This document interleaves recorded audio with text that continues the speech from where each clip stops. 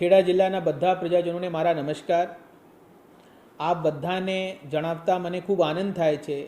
ખેડા જિલ્લાના વહીવટીતંત્ર અને પોલીસ તંત્ર બધા વૈષ્ણવોને આવકારવા માટે તૈયાર છે અને આ વખતે ફાગણી પૂનમ જે 3 તારીખે છે, 3 માર્ચ, આ પૂનમના દિવસે જે ડાકોર મંદિર છે એ 2 વાગ્યા સુધી ખુલ્લા રહેવાના છે।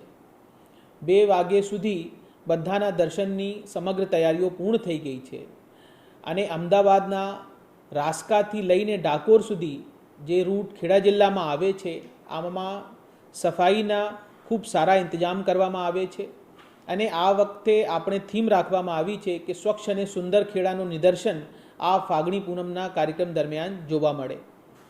અને આ બધા વૈષ્ણવોને મને જણાવતા આનંદ થાય છે કે 28 ફરવરીના દિવસે ગીતા રબારીનો એક ખૂબ સરસ મજાનો સાંસ્કૃતિક કાર્યક્રમ આપણે ડાકોર મુકામે યોજવા જઈ રહ્યા છે અને 1 માર્ચના દિવસે રાજભા ગઢવી એ સાંજે ડાયરાની રમઝટ બોલાવશે। તો આ બધાને હું ખેડા જિલ્લામાં આવવા માટે આમંત્રણ આપું છું અને ડાકોરમાં આપણે બધા આનંદથી રણછોડરાયજીનું દર્શન કરીશું એવી હું આશા રાખું છું। ધન્યવાદ।